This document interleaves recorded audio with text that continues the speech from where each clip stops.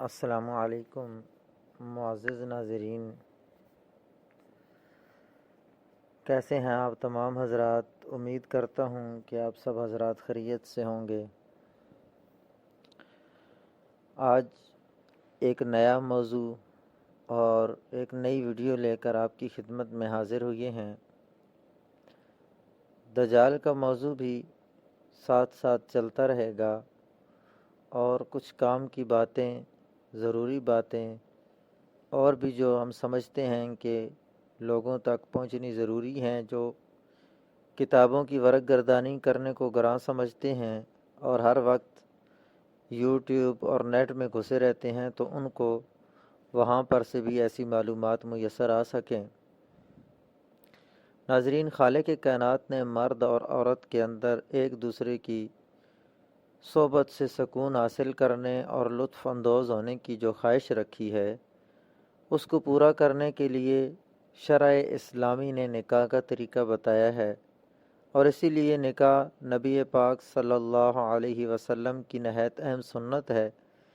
اس کے ذریعے انسان زنا جیسے مذموم گناہ سے بچتا ہے۔ ناظرین، یہی وجہ ہے کہ نکاح کو نصف الایمان بھی کہا گیا ہے۔ نکاح کے ذریعے جہاں انسان حرام کاری سے بچتا ہے، وہاں اس کو بدن کی صحت، ذہنی سکون، محبت، ایک دوسرے کی سچی ہمدردی اور رازداری وغیرہ مختلف قسم کے فائدے بھی حاصل ہوتے ہیں۔ نکاح اور رخصتی کے بعد جب مرد اور عورت تنہائی میں یکجا ہوتے ہیں تو مرد کے اندر بالعموم مباشرت کا جذبہ بڑی شدت کے ساتھ ابھرتا ہے، اور اس وقت بعض مرد بڑی بے صبری کے ساتھ عورت پر ٹوٹ پڑتے ہیں۔ بسا اوقات بیوی بحالت حیض ہوتی ہے تو اس درندگی سے اسے بہت تکلیف ہوتی ہے، وہ منع بھی کرتی ہے، مگر احکام الہی کی ناواقفیت اور اس کے نقصانات کا علم نہ ہونے کے باعث عورت کے انکار کا لحاظ نہ کرتے ہوئے صحبت کر لیتے ہیں، جبکہ قرآن عظیم نے صاف الفاظ میں حالت حیض میں صحبت کرنے سے روکا ہے اور حرام قرار دیا ہے۔ ارشاد فرمایا سورۃ بقرہ میں، وَاعْتَزِلُوا النِّسَاءَ فِي الْمَحِيضِ، حالت حیض میں عورت سے الگ تھلگ رہو۔ قرآن کریم کے اس حکم کے بارے میں جدید علم طب نے بھی اس بات کا انکشاف کیا ہے کہ حالت حیض سے خارج شدہ خون میں ایک قسم کا زہریلا مادہ ہوتا ہے، جو اگر جسم کے اندر جائے تو صحت کے لیے مضر ہوتا ہے۔ اس طرح حالت حیض میں جماع سے اجتناب کرنے کے راز سے پردہ ہٹا دیا ہے۔ دوران حیض ناظرین، عورت کے خاص اعضاء خون حیض کے مجتمع ہونے سے سکڑے ہوئے ہوتے ہیں اور اعصاب داخلی غدود کے سیلان کے باعث اضطراب میں ہوتے ہیں۔ اس لیے حالت حیض میں جنسی اختلاط مضر اور کبھی حیض کی رکاوٹ کا سبب بھی بن جاتا ہے، اور بعد میں ناظرین مزید خرابیاں مثلاً سوزش رحم وغیرہ پیدا ہو جاتی ہیں، اور موجودہ زمانے میں ایڈز نام کی انتہائی خطرناک بیماری جو مرز وجود میں آئی ہے، وہ بھی اسی قسم کی بدعنوانیوں کا نتیجہ ہے۔ قربان جائیے شریعت محمدی کے، جس نے ہم کو احکام الہی کے ذریعے ایسی مذموم حرکات سے روکا جن سے فریقین کو طرح طرح کی بیماریاں، امراض خبیثہ، سوزاک اور آتشک وغیرہ لاحق ہو جاتے ہیں، جن کا خمیازہ تمام عمر بھگتنا پڑتا ہے، بلکہ اولاد پر بھی اس کا اثر ہوتا ہے۔ ناظرین، اولاد مجذوم یعنی کوڑی ہو جاتی ہے۔ بعض فقہا نے اس حکم کی خلاف ورزی پر حدیث کے مطابق کفارہ بھی رکھا ہے۔ اسلام تہمات کی جڑ کاٹ دیتا ہے اور اس کے احکامات فطری اور علمی حقائق پر مبنی ہیں، اس لیے انسانی اور حیوانی زندگی کو متوازن بنانے کی خاطر ہدایت دیتا ہے کہ جن پر عمل کرنے سے سماج فلاح اور بہبود سے بہرہ در ہوتا ہے اور کسی قسم کی تنگی محسوس نہیں کرتا۔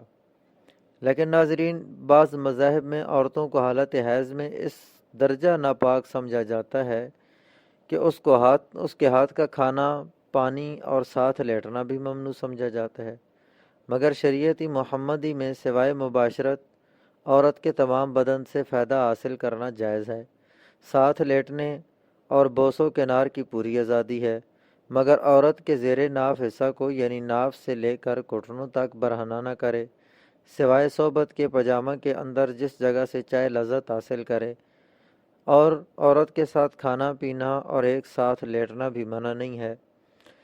جب حیض کا خون بند ہو جائے اور عورت اپنی شرمگاہ کو دھو لے یا وضو کر لے یا غسل کر لے، تب اس سے جماع کرنا جائز ہوگا، اس لیے کہ قرآن مجید میں طہارت کا لفظ استعمال کیا گیا ہے جس کا اطلاق تینوں حالتوں پر ہوتا ہے۔ اس مسئلہ میں ائمہ کا اختلاف ہے۔ امام مالک، امام شافعی، امام احمد کے نزدیک جب تک غسل نہ کر لے یا کسی عذر کی وجہ سے بجائے غسل کے تیمم نہ کر لے، اس سے جماع جائز نہیں۔ امام ابو حنیفہ کے مسلک میں مدت حیض کم سے کم 3 دن اور زیادہ سے زیادہ 10 دن ہے۔ اب اگر خون 10 دن سے کم میں بند ہو جائے تو عورت سے جماع اس وقت جائز ہے جب وہ غسل کر لے یا ایک فرض نماز کا وقت گزر جائے، اور اگر خون پورے 10 دنوں کے بعد بند ہو تو غسل سے پہلے ہی اس سے جماع جائز ہوگا، لیکن مستحب یہ ہے کہ عورت کے غسل کر لینے کے بعد ہی اس سے جماع کرے۔ اور بقول امام غزالی رحمۃ اللہ علیہ، ایام حیض گزر جانے کے بعد نہانے سے پہلے عورت سے صحبت نہ کرے، نص قرآن سے اس کی حرمت ثابت ہے۔ چونکہ ایام حیض میں عورتیں غسل کرنا بند کر دیتی ہیں، اس لیے عقل سلیم کا بھی ناظرین یہی تقاضا ہے کہ بعد غسل صحبت کی جاوے تاکہ بوسو کنار کے وقت عورت کے بدن کی بدبو ناگوار معلوم نہ ہو۔ اور ناظرین، جس طرح حالت حیض میں بیوی سے صحبت حرام ہے، اسی طرح بیوی کی دبر یعنی پاخانہ کے مقام میں عضو تناسل داخل کرنا بھی حرام ہے۔ نبی اکرم صلی اللہ علیہ وسلم نے صراحتاً اس برے فعل سے منع فرمایا ہے۔ حضرت خزیمہ بن ثابت رضی اللہ عنہ سے ایک لمبی حدیث مروی ہے جس کے آخر میں نبی پاک صلی اللہ علیہ وسلم نے ارشاد فرمایا کہ عورتوں کے پچھلے حصے میں جماع نہ کرو۔ جو شخص اپنی بیوی کے دبر میں جماع کرتا ہے یعنی پخانہ کے مقام میں اپنا عضو تناسل داخل کرتا ہے تو اللہ تعالیٰ اس کو نظر کرم سے نہ دیکھیں گے۔ اور ناظرین، جو لوگ اپنی بیویوں کے پچھلے حصے میں جماع کرتے ہیں وہ ملعون ہیں، ابو داؤد کی روایت ہے۔ امام غزالی نے احیاء العلوم میں لکھا ہے کہ پشت کی طرف میں صحبت کرنی یعنی لواطت درست نہیں، بلکہ اس کی حرمت اور زیادہ سخت ہے بنسبت حیض کی حالت میں صحبت کرنے کے، کیونکہ اس میں عورت کو ہمیشہ تکلیف ہوتی ہے۔ ناظرین، یہ تمام حضرات جو شادی شدہ ہیں، اپنی ازدواجی زندگی گزار رہے ہیں، ان کے لیے یہ مسائل سمجھنا بڑے ہی ضروری ہیں۔ آپ سے گزارش ہے کہ آئندہ مزید مسائل کے لیے ایسی ویڈیو ہم اپلوڈ کریں گے، تو اس میں ہمارے چینل کو سبسکرائب کیجئے اور ساتھ میں موجود بیل آئیکن کو دبا دیجئے تاکہ ہماری تمام آنے والی نئی ویڈیوز آپ تک بآسانی پہنچ جائیں۔ اللہ رب العزت عمل کی توفیق عطا فرمائے۔ السلام علیکم۔ السلام علیکم۔